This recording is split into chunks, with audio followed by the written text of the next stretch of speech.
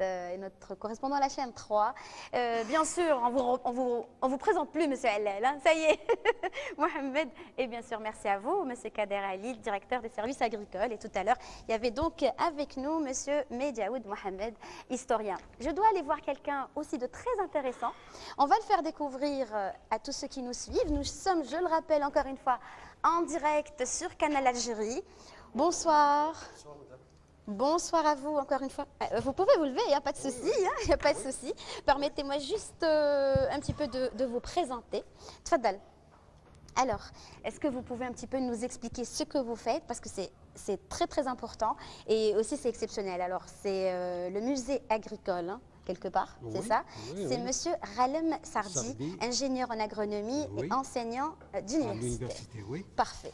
Bon, j'ai suivi le débat sur l'agriculture et sur l'histoire. Intéressant, hein? C'est intéressant, mais le musée, justement, c'est pour faire revivre un petit peu cette histoire sur l'agriculture et sur l'histoire de Sidi Bel Abbès en elle-même. Oui.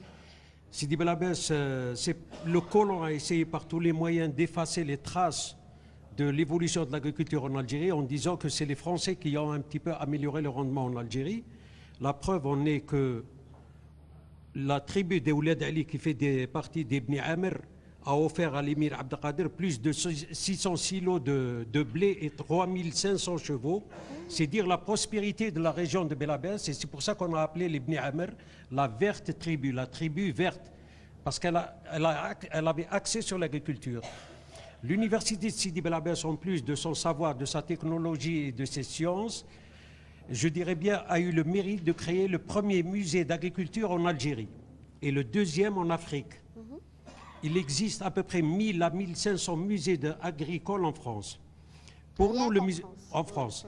Pour nous, le musée d'agriculture de Sidi Bel Abbès, à qui revient l'honneur à un ingénieur avec la collaboration de l'université, c'est un petit peu de retracer l'histoire de Bel Abbès sur le point de vue agricole et essayer un petit peu de montrer l'évolution de l'agriculture dans cette région. Et en plus de ça, l'université a pour rôle de valoriser les innovations universitaires en agronomie, de promouvoir un fort produit touristique, parce que la région manque de tourisme en évolution, et d'améliorer un petit peu les rendements et les innovations en agriculture. Très bien. Est-ce que vous pouvez, puisque comme vous pouvez le constater, Oui, oui. nous n'avons malheureusement Expliquer pas un beaucoup petit de temps. peu ce qui se passe, oui. Un petit peu ce que vous nous avez, c'est juste un échantillon. C'est un échantillon ce que vous et avez, j'espère c'est que la énorme. télévision viendra pour voir un petit peu ce qui est en train de se réaliser au niveau du rectorat de l'université. Inch'Allah, ça se fera dans... Inch'Allah. Très Bon, bientôt. là, on a à peu près des céréales. C'est une collection de céréales et à titre d'information, le Muséum de Marseille a demandé à ce que on leur prête ces échantillons. Que vous avez refusé. Nous avons refusé pour des raisons bien déterminées. D'accord. Bon, là, on a à peu près une série de céréales datant de 1830 jusqu'à 1930, donc plus d'un siècle à un siècle et demi, qui démontrent ce qui a été cultivé en Algérie. Et la plupart de ces céréales, on a des céréales qui proviennent du sud algérien, de l'est algérien et de l'ouest algérien.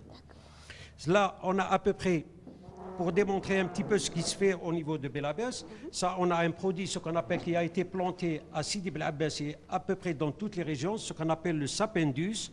Il a fait ses preuves surtout pendant la Deuxième Guerre mondiale où nos mères et nos parents l'utilisaient comme du savon. Et actuellement en France, il est vendu en savon bio. Il est utilisé en savon bio. Là, c'est oui, on l'utilise actuellement. Oui. Bon, on le trempe dans de l'eau pour obtenir ça. Le matin, on se lave avec ça et il a des effets. C'est très pur. Là, on a un fœtus de bovin qui date âme de sensible, s'abstenir quand même. Oui, à deux têtes. à 2 têtes. Et ça date à peu près de 80 ans. On a une collection de toutes les variétés, puisqu'on revient un petit peu à la viticulture. On a une collection de vignes avec tous les raisins qui puissent exister. Raisin blanc, c'est ça? Raisins blancs et raisins noirs, on a toutes les variétés. Mais cette variété n'existe plus pratiquement. Si, elle existe et certaines parties ont disparu. Oui. Là, on a un exemple un petit peu de charrie vigneronne qui existe sur le matériel agricole. Là, on a quelque chose un petit peu de particulier. C'est un cadenas. C'est un cadenas qu'on utilisait avant, ce qu'on appelait les parkings pour les chevaux. Lorsque les gens, les colporteurs ou les voyageurs se rendaient en ville pour le souk de la ville, ils attachaient leur cheval avec un cadenas pour qu'on ne le vole pas. Et ça, et on le mettait sur le pied, et en repartant, il ouvre son cadenas, il prenait son cheval. Là, c'est un mouton qui vivait à l'école d'agriculture. C'est une anomalie, ça aussi, oui, non? c'est une anomalie. Attends, on va le Oui. montrer à la caméra, s'il Oui. vous plaît.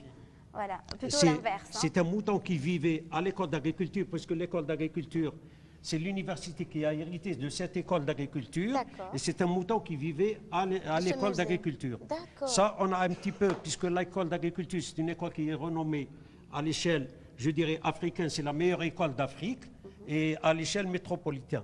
Ça, on a un petit peu, puisque le Belabès, elle formait les meilleurs techniciens en production et santé animale, Oui. avant l'arrivée de l'université. Là, on a un petit peu de matériel vétérinaire. Ah.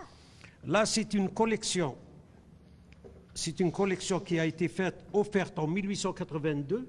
Je dis bien en 1882, parce que, en parlant de musée, disons que Belabès a obtenu son musée en 1874 par un ingénieur agronome, Léon Bastide. C'est lui qui a créé le premier, je dis bien le premier. Il existait avant le musée Bardot et avant le musée Zabana. Il y avait toute une collection non seulement de matériel agricole, mais d'autres produits. Ça, c'est une pièce qui est très rare. Là, on a un petit peu tout le matériel.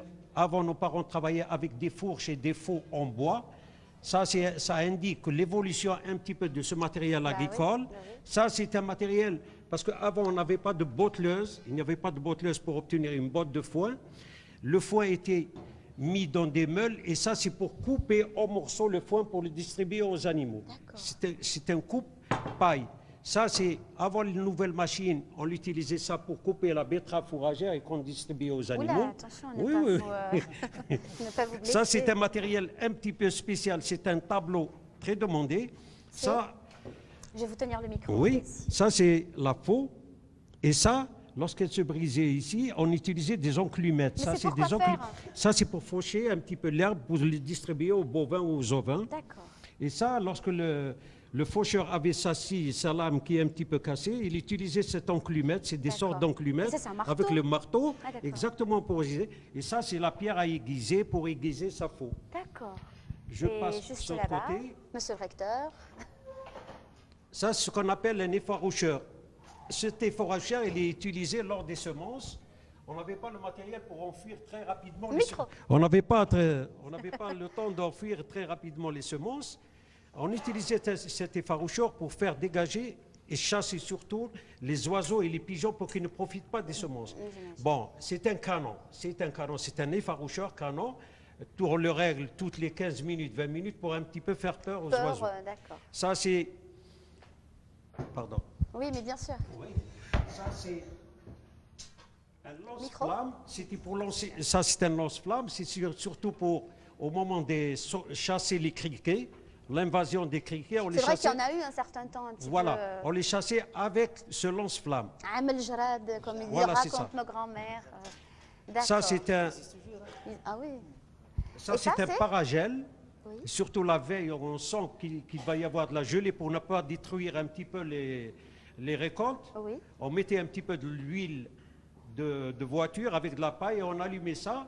Et toute la nuit, ils l'ont fumé pour que le gel ne détruise pas les cultures à peu près. Ah bah très bien. Voilà à peu près.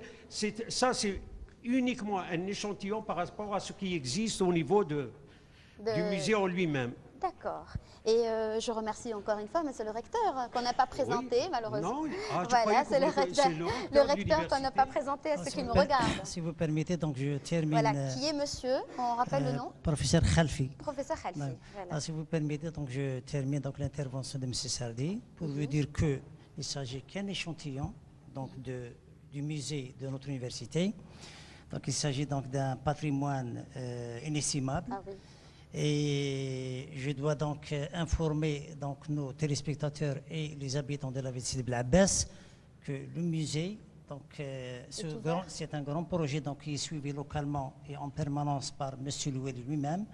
Et on pense donc ouvrir donc ses portes au grand public à partir du mois de juin, Inch'Allah.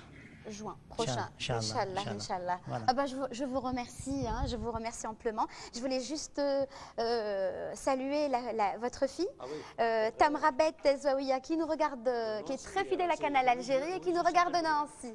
Voilà. Je lui passe le bonjour à elle et à sa petite fille, Très Lina. bien. Et merci. Hein. Il n'y a pas de quoi, je vous souhaite, et j'espère qu'elle aura l'occasion de venir voir en tout cas le musée. Je vous en remercie encore une fois.